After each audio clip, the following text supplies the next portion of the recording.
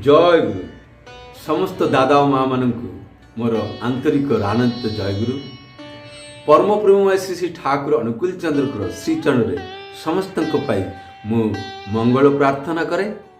समस्त जपरी सुख स्वाच्छंद्य प्रेम इष्टमय जीवन यापन कर चलती।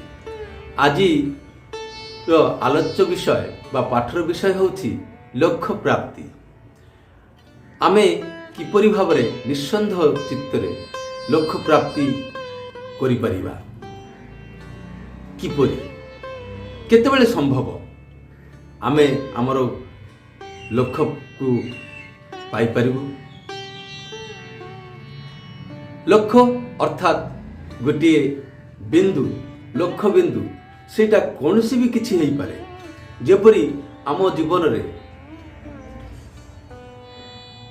कौन चाहू शांति आनंद, आमे से सब कर्म गुड़िक करूँ जो गुड़िक आमे आनंद पाऊ, एंजॉय करने चाहूँ लाइफ को। यहाँ हूँ आमर वास्तविक भाव आज संसार रे गोटे मात्र लक्ष्य। आमे जहाँ किसी भी करूँ, आमे टंका पैसा पाठ पढ़ा कौनसी कार्य करवा जहाँ किसी भी करूँ से जहाँ भी पाऊ ताहा देकी ताहा विनिमय आमे कौन पाइबाक चाहू आनंद शांति नुह कि। मु भावुची मो हिसाब रे आमे वास्तव रे आनंद ही चाहू। Ultimate goal is to get the amusement, enjoy the life. मोर यह ही मन हुए, आपन कौन मन हुए? जदि यह आनंद उत्स हूँ किए जी परमानंद थाए, सत्ता सच्चिदानंदमय सत्तार परिपोषक जहाँ ताहा ही धर्म। हेले सत्ता जदि आनंदमय हुए ताहार परिपोषक किए ताहा होची धर्म। हेले धर्मटा को जानिबा पड़िबो। बास्ते नरेर जा जा लागे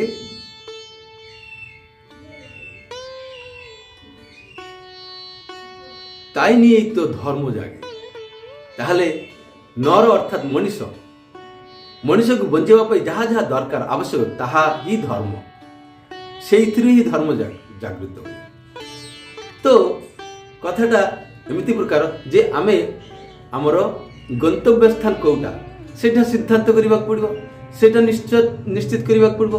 हेले आमे जदि आमर गंतव्य स्थान मन करतु भावुचु जे आमर धर्म करने गले निजको बंचाइबा पड़ो, निजे बंचवा गले अन्य को मत बंचाइबा पड़ो, कहीं आमे निजे तो बंची पारिबुनी। तो यही भली भाव जदि आमे देखा गले आमे यही सब कर्म करबा पई, यही सब जिनिस को कार्य रे परिणत करबा गले हेले आमको अर्थर प्रयोजन, कर्मकुशलतार प्रयोजन, दक्ष हेबार प्रयोजन अछि। दक्ष अर्थात जमती मुझे जड़े इंजीनियर होगा डॉक्टर होगा चाहूँगी से दक्ष होगा पड़ो। हेले यही दक्ष होगा गले आमको छोट छोट लक्ष्य को भेद करके आग को जीवा पड़े। हेले लक्ष्य भेद अर्थात गोटे गोटे स्थान जमीती आमे डॉक्टर जदि होगा चाहूँ हेले डॉक्टरी पढ़ा पूर्व मते high school primary school college pass कर पड़ो, तापर MBBS एमती गोटे गोटे स्थान को अतिक्रम करके आमको जीवा पड़े। हेले एई गुड़िक है आम जीवन गोटे गोटे गंतव्य। शेष गंतव्य आमे जानू बा न जानू आनंद परमानंद रे रहिबा, एटा होची शांति रे रहिबा, एटा ही जीवन माने मुख्य गंतव्य। आ एई गंतव्य रे पहुंचीबार पृष्ठभूमि होची एही परिवार संसार एही जीवन। तो जीवन टाक गढ़ा गले संसार रहा पड़े। संसार शांति रहिले से शांति ही शांतिर परवर्ती स्टेप नहीं जाए। अशांत भाव विशृंखलित जीवन रे शांतिर बा आनंद आसी पारे नहीं, तार विपरीत ही हुए। तो ये परम प्रेममय श्री ठाकुर कौन कहते जे केतेबेले आमे लक्ष्य प्राप्ति निश्चित भाव में से विषय रे बाणीटी पाठ करा होती। बाणीटी होची ସୁଖ କିମ୍ବା ଦୁଃଖ ଯଦି ତୁମର ଗତିରୋଧ ନ କରେ ତେବେ ତୁମେ ନିଶ୍ଚୟ ଗନ୍ତବ୍ୟରେ ପହଞ୍ଚିବ, ସନ୍ଦେହ ନାହିଁ।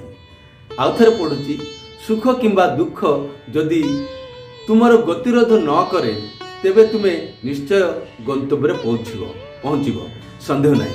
ଏହା ପୂର୍ବରେ ଆହୁରି ଗୋଟେ ବାଣୀଟି, ସୁନ୍ଦର ବାଣୀଟି ପାଠ କରାଯାଇଥିଲା। ତା ବିଷୟରେ ଉପରେ ବି ଗୋଟେ ଭିଡ଼ିଓ ତିଆରି କରିଛି, ଆପଣମାନେ ଯଦି ଦେଖିନଥିବେ ଦେଖିନେବେ ମୋର ଦାଦା ଓ ମା ମାନେ। ସେଠି ଅଛି, ବିପଦକୁ ଫାଙ୍କି ଦେଇ ଓ ପରାସ୍ତ କରି ସଫଳତା ଲକ୍ଷ୍ମୀ ଲାଭ କର। ବିପଦ ଯେପରି ତୁମକୁ ସଫଳତାରୁ ବଞ୍ଚିତ ନ କରିପାରେ। সেই বাণীর সূত্র ধরিকি এই কথাটা মধ্যে ଅଛି, মানে সফলতা অর্থাৎ সেই লক্ষ্য হাসিল করা। এটি কৌଛନ୍ତି সুখ কিংবা দুঃখ যদি তোমার গতিরোধ করে ন করে, অর্থাৎ আমি যোউটি যাওয়াকে চাহুଛୁ, ଯେଉଁ ସ୍ଥାନରେ ପହଞ୍ଚିବାକୁ ଚାହୁଛୁ, সেই ଯିବା ବାଟରେ ଯଦି ସୁଖ କିମ୍ବା ଦୁଃଖ ଆମକୁ ଗତିରୋଧ ନ କରେ ତେବେ ନିଶ୍ଚିତ ଭାବରେ ଗନ୍ତବ୍ୟରେ ପହଞ୍ଚୁ। ଏଇଟା ତ ସତ କଥା, ସମସ୍ତେ ଜାଣିଛନ୍ତି, ସାଧାରଣ କଥା, ଏଥିରେ ସନ୍ଦେହ ନାହିଁ। କିନ୍ତୁ ଏଇଟା କିପରି ସମ୍ଭବ ହେବ? ଆମେମାନେ ତ ପ୍ରାୟ ଅଧିକାଂଶ କ୍ଷେତ୍ରରେ ଆମର ଗତିରୋଧ ହେଇଯାଏ। କିପରି ଭାବରେ? ଏଠି ଶ୍ରୀ ଶ୍ରୀ ପିତୃଦେବ এই ବାଣୀଟିକୁ କିପରି ଭାବରେ ଗତିରୋଧ ହୁଏ ଏବଂ କିପରି ଭାବରେ এই ଗତିରୋଧ କରିବାରୁ, ମାନେ ଗତିରୋଧ ଯେଉଁ ହେଉଛି এই ବିପଦ, এই ଗତିରୋଧଟା ଗୋଟେ ବିପଦ, ଏହାକୁ କିପରି ଫାଙ୍କି ଦେଇ ପରାସ୍ତ କରିକି ଆମେ ଆଗକୁ ସଫଳତା ପାଇପାରିବୁ, ସେ ବିଷୟରେ ପାଠ କରି କହିଛନ୍ତି। ତ ଆସନ୍ତୁ ପାଠ କରିବା। ଶ୍ରୀ ଶ୍ରୀ ପିତୃଦେବ କହୁଛନ୍ତି, ସୁଖ ଅର୍ଥ କ'ଣ, ଦୁଃଖ ଅର୍ଥ କ'ଣ? ଦୀପୋଦ୍ୟୋତକ କହୁଛନ୍ତି, ସୁଖ ଅର୍ଥ ଆନନ୍ଦ, ଦୁଃଖ ଅର୍ଥ କଷ୍ଟ। ଶ୍ରୀ ଶ୍ରୀ ପିତୃଦେବ କ'ଣ କହୁଛନ୍ତି? ଗତିରୋଧ କାହାକୁ କହନ୍ତି? ଗତି ଅର୍ଥ କ'ଣ? ଦୀପୋଦ୍ୟୋତକୁ ନିରୁତ୍ତର ଦେଖି ସେ ନିଜେ କହିଲେ, ଠାକୁରବାଡ଼ି ଆସୁଛି, ଅନ୍ୟ କେହି ଯଦି ମୋର ଗତିକୁ ରଖି ଦିଅନ୍ତି, ଅଟକାଇ ଦିଅନ୍ତି, ତେବେ ସେଇଟା ହେଲା ଗତିରୋଧ। ଆଉ ଯଦି ନିଜେ ରହିଗଲି ହେଲେ ହେଲା ରହିଯିବା, ନିଜେ ଅଟକି ଯିବା, ନିଜେ ନିଜକୁ ଅଟକିବା। ଶ୍ରୀ ଶ୍ରୀ ପିତୃଦେବ କହୁଛନ୍ତି ଯେ ଠାକୁରବାଡ଼ି ଆସୁଛ, ଖୁବ୍ ଖରା, ପ୍ରଚଣ୍ଡ ଖରା, ମନେ ହେଲା ଶୋଇ ରହିଲି। ଏଠାରେ ଖରା ହେଉଛି ତୁମର, ଖରା ତୁମକୁ ଗତିରୋଧ କଲା। ଘର ମଧ୍ୟରେ ଥଣ୍ଡା ଆରାମରେ ଏସିରେ ବିଛଣାରେ ଶୋଇ ରହିଲି। ହେଲେ ଗନ୍ତବ୍ୟଟା କ'ଣ ଥିଲା? ଯେଉଁଠି ପହଞ୍ଚିବାକୁ ପଡ଼ିବ, ଯେଉଁଠି ପହଞ୍ଚିବାର ଅଛି ସେଟାକୁ ହିଁ ଗନ୍ତବ୍ୟ କୁହାଯିବ। ସ୍ଥଳ ମାନେ ସ୍ଥାନ, ଜାଗା। ପୁଣି ଏମିତି ବି ହେଇପାରେ ଯେ ସ୍କୁଲରେ ଯାଉ ଝୁଣ୍ଟି ହେଇ ପଡ଼ିଗଲୁ, ଅର୍ଥାତ୍ ଆଘାତ ପାଇ। এই ଝୁଣ୍ଟି ହେବା କଥାଟା ଆସିବାରୁ ଶ୍ରୀ ଠାକୁରଙ୍କ ଆଉ ଗୋଟେ ବାଣୀ ମନେ ପଡ଼ୁଛି ଯେ ଦୌଡ଼ି ଯାଅ କିନ୍ତୁ ଧଇଁସଇଁ ହେଇ ପଡ଼ ନାହିଁ, ଆଉ ଯେମିତି ଝୁଣ୍ଟି ନ ପଡ଼ିବ, ଦୃଷ୍ଟି ରଖ। ତ ଆମର ଗନ୍ତବ୍ୟ ସ୍ଥଳରେ ଯିବା ବେଳକୁ ଆମମାନଙ୍କୁ କିପରି ଯିବାକୁ ପଡ଼ିବ? ଧଇଁସଇଁ ହେବାକୁ ପଡ଼ିବନି, ଅର୍ଥାତ୍ ଆମର ମାନସିକ ଫିଜିକାଲି ବାଲାନ୍ସ ରଖିକି ଆଗେଇ ଯିବାକୁ ପଡ଼ିବ। ଦୁଇଟି ଦିଗରୁ ହିଁ ଆଗେଇ ଯିବାକୁ ପଡ଼ିବ। এইটা ମଧ୍ୟ ଆମର ଗନ୍ତବ୍ୟରେ ପହଞ୍ଚିବା ପାଇଁ ଅତି ଆବଶ୍ୟକ। ଆଉ ବିପଦକୁ ମଧ୍ୟ ଫାଙ୍କି ଦେବାକୁ ପଡ଼ିବ, ଅର୍ଥାତ୍ ବିପଦକୁ ଫାଙ୍କି ଦେବାକୁ ଗଲେ ଫାର ସାଇଟେଡନେସ୍ ଏବଂ ରେଡି ୱିଟ୍ ଅର୍ଥାତ୍ ପ୍ରେଜେନ୍ସ ଅଫ୍ ମାଇଣ୍ଡ ଥିବା ଅତି ଆବଶ୍ୟକ। ଆଉ ଏହା କିପରି ହେବ ତାର ପୂର୍ବବର୍ତ୍ତୀ ଭିଡ଼ିଓଟିରେ ମୁଁ ତିଆରି କରିଛି, ଆପଣମାନେ ଶୁଣିନେବେ। ଏଥର କଥା ହେଲା କ'ଣ ଯେ ଝୁଣ୍ଟି ହୋଇ ନ ପଡ଼, ଆଘାତ, ଝୁଣ୍ଟି ହୋଇ ପଡ଼ିଗଲେ ଆଘାତ ଲାଗିଲା, ସ୍କୁଲ ଯିବାଟା ଆଉ ସମ୍ଭବ ହେଲା ନାହିଁ। এই ঝুଣ୍ଟି ଖାଇବାଟା, ଝୁଣ୍ଟି ହୋଇ ପଡ଼ିବାଟା ତୁମର ସ୍କୁଲ ଯିବାରେ ରୋଧ କଲା। ଏମିତି ବି ହେଇପାରେ ସ୍କୁଲରେ ଯାଉଛ, ବାଟରେ ଜଣେ ସାଙ୍ଗ ସହିତ ମିଶିଲ, ଅନେକ ଦିନ ପରେ ଦେଖା ହେଲା, ଗପ ଆରମ୍ଭ ହେଇଗଲା। ଗପ କରୁ କରୁ ମିଠା ଦୋକାନରେ ପଶିଲ, ଦୁଇ ଜଣ ମିଠା ଖାଇଲ, ଗପ କରିବା, ଏସବୁ କରିବାକୁ ଯାଇକି ସ୍କୁଲ ଯିବାଟା ଆଉ ସମ୍ଭବ ହେଲାନି। সময়টা ବିତିଗଲା। ସ୍କୁଲରେ ନ ଯାଇ ବନ୍ଧୁ ସାଙ୍ଗରେ ବା ସାଙ୍ଗ ସାଙ୍ଗରେ ଗପ କରିବା କ'ଣ ଠିକ୍? ଦୀପଦତ୍ତକ କହୁଛନ୍ତି ନା ଆଜ୍ଞା ନୁହଁ। ଶ୍ରୀ କ'ଣ କହିବା ଦରକାର ଥିଲା? ଯେତେବେଳେ ସ୍କୁଲ ଯିବା ବାଟରେ ବନ୍ଧୁ ସାଙ୍ଗରେ ଦେଖା ହେଲା, ଗପ କରି କରି ସମୟଟା ବିତିଗଲା, ସ୍କୁଲରେ ଯାଇପାରିଲୁନୁ, ହେଲେ ସେତେବେଳେ ଆମର କ'ଣ କରିବା ଉଚିତ ଥିଲା? ଆମ ଜୀବନରେ କିନ୍ତୁ ପ୍ରତିଟି କ୍ଷେତ୍ରରେ ଏମିତି କିଆ ପରିସ୍ଥିତି ଉପସ୍ଥିତ ହୁଏ, ଏମିତି ପରିସ୍ଥିତି ଆସେ ଯେଉଁ ସମୟରେ ଆମେମାନେ ବୁଝିପାରୁନା, ଆନନ୍ଦ ଓ ଶାନ୍ତି ପାଇବା ଆଶାରେ ଆମେ ଆମର ଗନ୍ତବ୍ୟ ପଥକୁ ଭୁଲି ଯାଇକି ଅନ୍ୟ ଆଡ଼କୁ ପଳାଇ ଯାଉଛୁ, ମତିଭ୍ରମ ହେଇଯାଉଛି, ଆଉ ଲକ୍ଷ୍ୟ ସ୍ଥାନ ଭୁଲି ଯାଇ ଅନ୍ୟତ୍ର ପଳାଇ ଯାଉଛି। ସେତେବେଳେ କ'ଣ କରିବାକୁ ପଡ଼ିବ? ଠିକ୍ ଏଇଭଳି ଶ୍ରୀ ଶ୍ରୀ ପିତୃଦେବ କହୁଛନ୍ତି, ସେତେବେଳେ କ'ଣ କହିବା ଦରକାର ଥିଲା? କହିବାକୁ ପଡ଼ିଥାନ୍ତା ଯେ ତୁମ ସାଙ୍ଗରେ ବହୁତ ଦିନ ପରେ ଦେଖା ହେଇଛି, ଅନେକ କଥା ଅଛି, ଅନେକ ଗଳ୍ପ ଅଛି, ମୁଁ ସ୍କୁଲ ଯାଇକି ଆସେ, ତାପରେ ତୁମ ସହିତ ଗପ କରିବି। ଏଇ କଥାଟା କହିଲେ ହେଇଥାନ୍ତା। ଆମ ଜୀବନରେ ଏମିତି ପରିସ୍ଥିତି ଆସିଲେ ଠିକ୍ ଆମମାନଙ୍କୁ ଏମିତି ଭାବରେ ସେଇ ଜିନିଷଟାକୁ, ସେଇ ବିଷୟଟାକୁ, ସେଇ ପରିସ୍ଥିତିଟାକୁ ମଡିଫାଇ କରିବାକୁ ପଡ଼ିବ, ଯେମିତିକି ମୋର ଗନ୍ତବ୍ୟ ସ୍ଥାନରୁ ମୁଁ ଏପଟ ସେପଟ ନ ହେବି। ସୁଖ କିପରି ଭାବରେ ଗତିରୋଧ କରେ? ସ୍କୁଲରେ ଯାଉ ଯାଉ ଯେମିତି ସାଙ୍ଗ ସହିତ ଦେଖା ହେଲା, ଆନନ୍ଦ ହେଲା, ଆଉ ସେଇ ଆନନ୍ଦରେ ସ୍କୁଲ ଯାବା ବନ୍ଦ କରିଦେଲୁ, ହେଲେ ମୋର ଗତିରୋଧ କଲା। ଏବେ ଦେଖନ୍ତୁ, ମୋର ଏଇ କଥାଟି ସାଙ୍ଗରେ ଗୋଟେ କଥା ମନେ ପଡ଼େ ଯେ ସାଧକ ହରିଦାସ, ଜବନ ହରିଦାସ ଯାହାକୁ କହନ୍ତି, ତାଙ୍କର ଧ୍ୟାନ, ତାଙ୍କର ସାଧନାକୁ ବ୍ୟାଘାତ କରିବା ପାଇଁ ମୁସଲିମ ମାନେ ଜଣେ ନର୍ତ୍ତକଙ୍କୁ ପଠାଇଥିଲେ। ଆଉ ସେ ନର୍ତ୍ତକୀଙ୍କର ଗର୍ବ ଥିଲା ଯେ ମେନକା ଯେପରି ବିଶ୍ୱାମିତ୍ରର ଧ୍ୟାନ ଭଙ୍ଗ କରିଦେଇଥିଲେ, ମୁଁ ସେଇଭଳି ସାଧକ ହରିଦାସର ଧ୍ୟାନ ଭଙ୍ଗ କରିଦେବି। ସାଧକ ହରିଦାସର ଏକମାତ୍ର ଲକ୍ଷ୍ୟ ଥିଲା କ'ଣ? ଇଷ୍ଟ, ତାଙ୍କର ଇଷ୍ଟ। ସେ ତାଙ୍କ ନାମରେ ହରେ କୃଷ୍ଣ କୃଷ୍ଣ କୃଷ୍ଣ ହରେ ହରେ, ହରେ ରାମ ରାମ ରାମ ହରେ ହରେ। ସେ ତାଙ୍କର ଯେଉଁ ପ୍ରୋସେସ୍, ସେଇ ପ୍ରୋସେସ୍ ହିସାବରେ କେତେ ଲକ୍ଷ ଜପ କରିବାକୁ ପଡ଼ୁଥିଲା ପ୍ରତିଦିନ, ସେ ଜପ କରୁଥିଲେ। ତ ସେ ଜପ ମଝିରେ ଏଇ ମେନକା, ମାନେ ଏଇ ଯେଉଁ ରୂପସୀ ନର୍ତ୍ତକୀ ଯାଇକି ଉପସ୍ଥିତ ହେଲେ, ସେ ତାଙ୍କର ଆବେଦନ ଗ୍ରହଣ କରିବା ପାଇଁ ଯେତେବେଳେ ଚାହିଁଲେ, ସେ କହିଲେ ଟିକେ ଜଗନ୍ତୁ, ମୁଁ ମୋର ଜପ ସରେଇ ଦିଏ, ତାପରେ ମୁଁ ତୁମର କଥା ଶୁଣିବି, ତୁମେ ଯାହା ଚାହୁଁଛ ତାହା ମୁଁ ତୁମକୁ ଦେବି। ତ ସେ ଜଗି ବସିଲେ। ଇଆଡ଼େ ହରିଦାସ, ଭକ୍ତ ହରିଦାସ, ସେ ତାଙ୍କର ଜପ ଚଳାଇଛନ୍ତି। ଏମିତି କରି କରି ଘଣ୍ଟା ପରେ ଘଣ୍ଟା ବିତିଗଲା। ସେ ପୁଣି ଆସିକିରି ଇଏ କଲା ଯେ ଟିକେ ରୁହ, ମୁଁ ମୋର କାମଟା ସାରିଦିଏ, ତାପରେ ତୁମର କଥା ମୁଁ ଶୁଣିବି।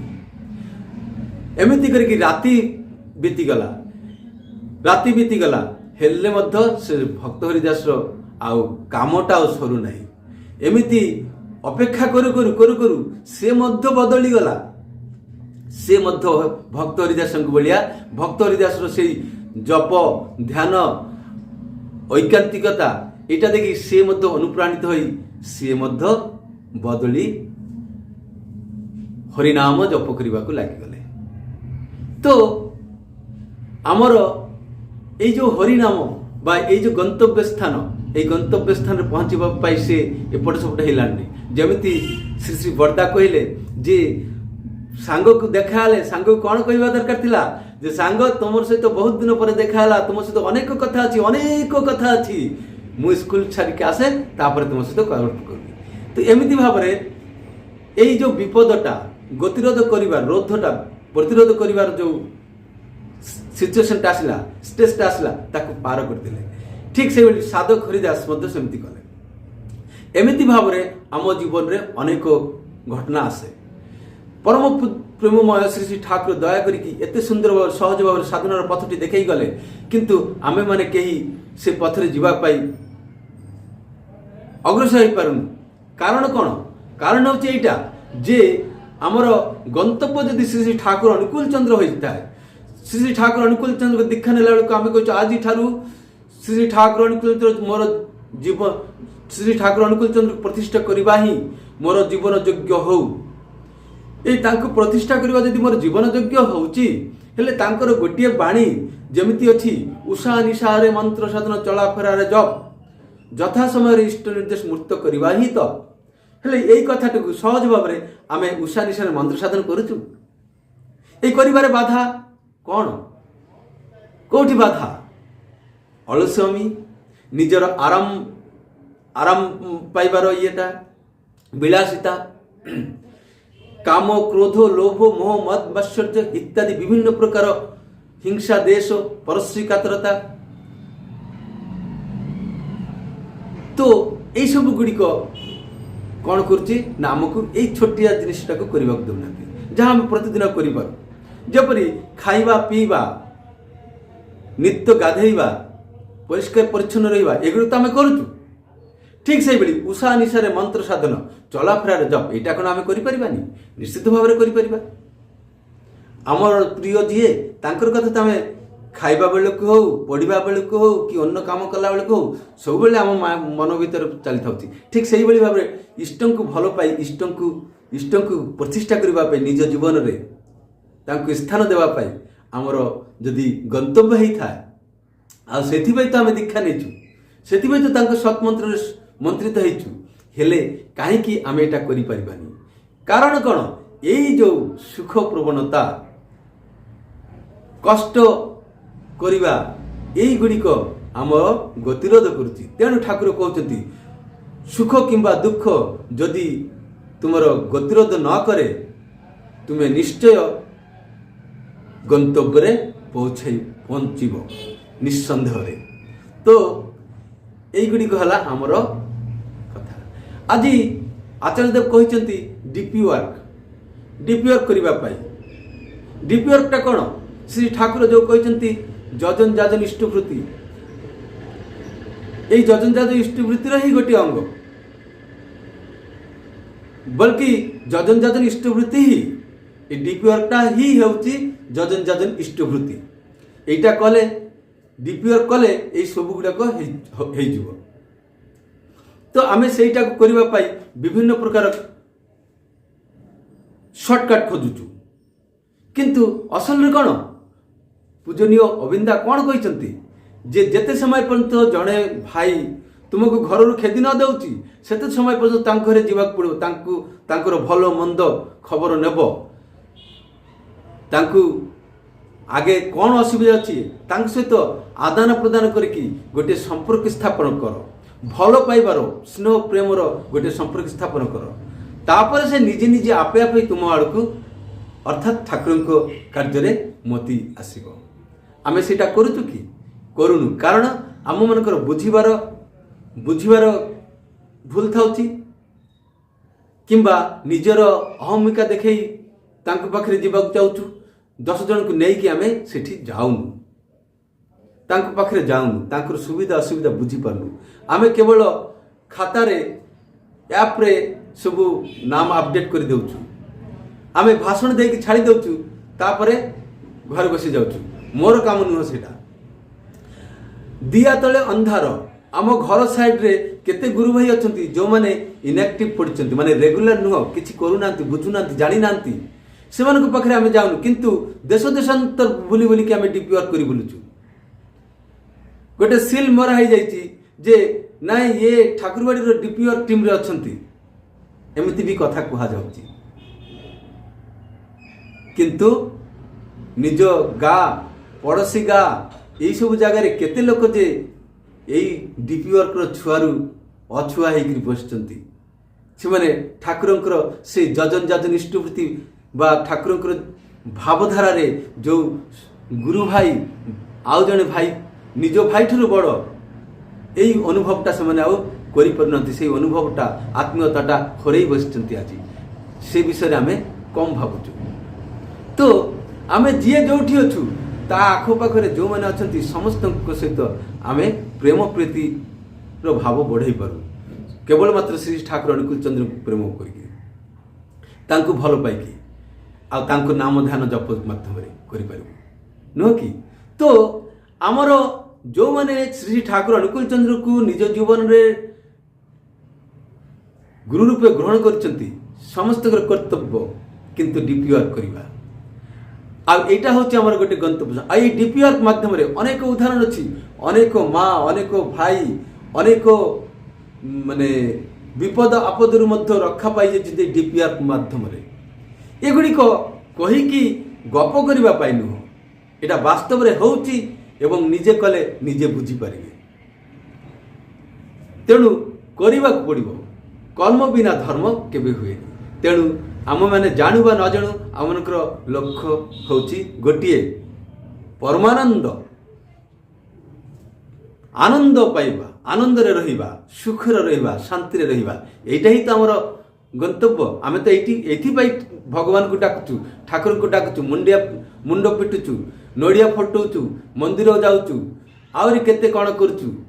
ରାସ୍ତାରେ ଘାଟରେ ଗଲାବେଳକୁ କେଉଁଠି ମନ୍ଦିର ଦେଖିଲେ ଓମ୍ ନମ ନମ ନମ ନମ କରୁଛୁ। କାହିଁକି କରୁଛୁ? ଭଲରେ ରହିବା ପାଇଁ। ଆଉ ମଙ୍ଗଳର ଉତ୍ସ କିଏ? ଆନନ୍ଦର ଉତ୍ସ କିଏ? ସେ ପରମାନନ୍ଦମୟ, ଅର୍ଥାତ୍ ସତ୍ତା ସଚ୍ଚିଦାନନ୍ଦମୟ, ସଚ୍ଚିଦାନନ୍ଦମୟ, ଯାହାଙ୍କର ମନ ସଦା ସର୍ବଦା ଆନନ୍ଦରେ ପରିପୂର୍ଣ୍ଣ। ହେଲେ ସେଇ ଆନନ୍ଦକୁ ଯଦି ଆମେ ଧରିଛୁ, ହେଲେ ଆମେ ନିଶ୍ଚିତ ଭାବରେ ଆନନ୍ଦ ପାଇବୁ, ଶାନ୍ତିରେ ରହିପାରିବୁ, ଏନ୍ଜୟ କରିପାରିବୁ ଲାଇଫକୁ। ହେଲେ ସତ୍ତା ସଚ୍ଚିଦାନନ୍ଦମୟ, ସତ୍ତାର ପରିପୋଷକ ଯାହା, ତାହା ହିଁ ଧର୍ମ। ବାସ୍ତେ ନରେ ଯା ଯା ଲାଗେ, ତାই নিয়েই তো ଧର୍ମ ଜାଗେ। ବଞ୍ଚିବା ବଢ଼ିବା ପାଇଁ ମଣିଷକୁ ଯାହା ଯାହା ଦରକାର, ସେଇ ସବୁକୁ ନେଇକି ତ ଧର୍ମଟା ଜାଗେ। এই কথা ଗୁଡ଼ିକ ଠାକୁର କହିଛନ୍ତି, ବାଚା ବାଡ଼ାର ମନ ବୁଝା ଧର୍ମ ବୋଲେ ଜାନିଷ୍ଟା। ହେଲେ ଧର୍ମ, ଜୀବନର ଧର୍ମ କ'ଣ? ତାଙ୍କୁ ପୂରଣ କରିବା, ଏକମାତ୍ର ଇଷ୍ଟଙ୍କୁ ପୂରଣ କରିବା। ଇଷ୍ଟଙ୍କର ପୂରଣ ପୋଷଣ ପାଳନ କଲେ ହିଁ, ରକ୍ଷଣ କରିବା, ଅର୍ଥାତ୍ ତାଙ୍କୁ ରଖିବା କଲେ ହିଁ ଆମର ଧର୍ମ ଜାଗ୍ରତ ହେଇ ଉଠିବ, ଜୀବନ୍ତ ହେଇ ଉଠିବ। ହେଲେ ଆମେ ନିଶ୍ଚିତ ଭାବରେ ଆମର ଗନ୍ତବ୍ୟ ସ୍ଥାନରେ ପହଞ୍ଚି ପାରିବୁ। ଆମର ଗନ୍ତବ୍ୟ କ'ଣ? ଛୋଟ ବଡ଼ ଯାହା କିଛି ବି କରୁନା କାହିଁ, ଆମେ ତାଙ୍କର ଆଦର୍ଶ ଅନୁସାରେ ଚାଲିଲେ ସେ ଛୋଟ ବଡ଼ ଗନ୍ତବ୍ୟ ଆମେ ଦକ୍ଷତାପୂର୍ଣ୍ଣ ଭାବରେ ହାସିଲ କରିପାରିବୁ। ଏହା ମୋର ବିଶ୍ୱାସ। ଆଉ ଏହା ଶ୍ରୀ ଠାକୁର ଚାହିଁଛନ୍ତି ଯେ କେତେବେଳେ ମଧ୍ୟ ଆମର ଗନ୍ତବ୍ୟ ସ୍ଥାନରେ ପହଞ୍ଚିବାରେ ଆମର ଜୀବନରେ ସୁଖ ଓ ଦୁଃଖ ଆମକୁ ଯେପରି ଗତିରୋଧ ନ କରିପାରେ, ଏହା ପାଇଁ ସତର୍କ ହେବାକୁ କହିଛନ୍ତି। ଆଉ ଆମେମାନେ ସତର୍କ ହେବୁ ନିଶ୍ଚିତ ଭାବରେ। এই ବାଣୀଟିକୁ ମନେ ରଖି ଜୀବନରେ ବାସ୍ତବିତ କଲେ ଆମେ ସମସ୍ତେ ଠାକୁରଙ୍କର ଗୋଟିଏ ବାଣୀକୁ ପାଳନ କରିବା ହେବ।